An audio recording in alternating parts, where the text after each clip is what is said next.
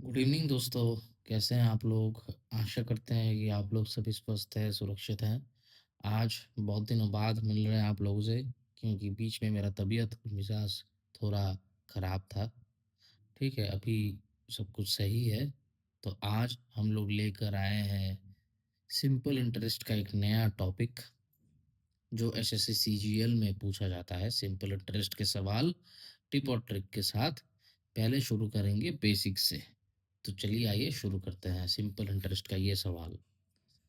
पहले हम लोग कुछ चीज़ें जान लेते हैं।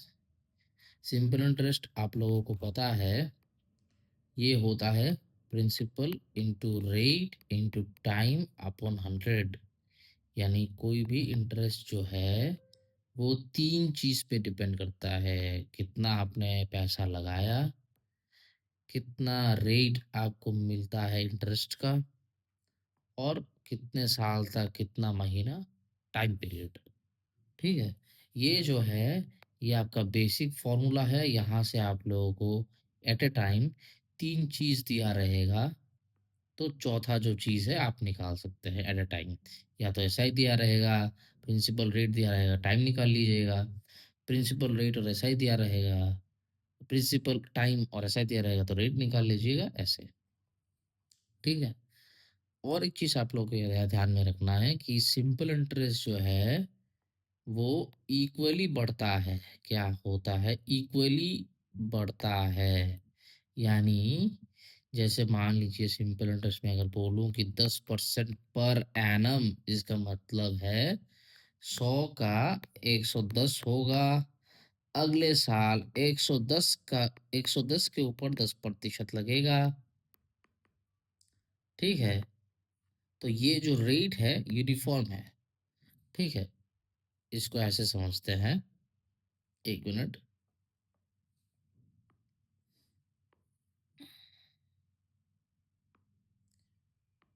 तो अगर 100 के ऊपर 10% पर एनम का मतलब है 100 के ऊपर अगर 10% लगता है, लग के 110 हो गया।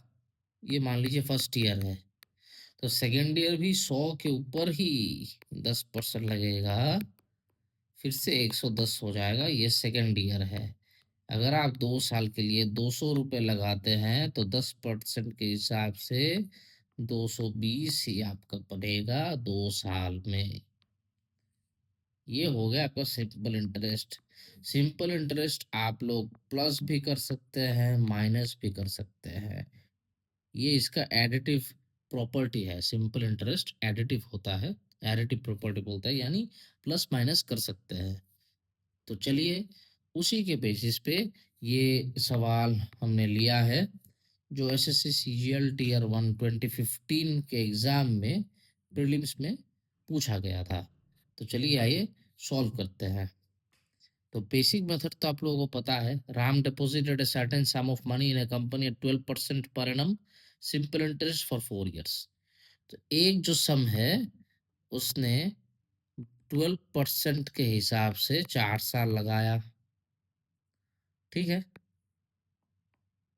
एंड डिपॉजिटेड इक्वल अमाउंट, और दूसरा जो सम है इक्वल है, दोनों को पी मान लिया, वो लगाया 5 साल के लिए 15% पर। इन दोनों का जो डिफरेंस है वो दिया हुआ है 1350।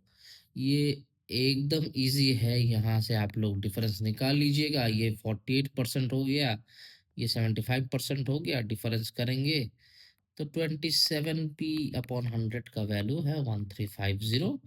यहाँ से आप लोग p निकाल लीजिएगा, आराम से आ जाएगा आपका 5000, ऑप्शन डी।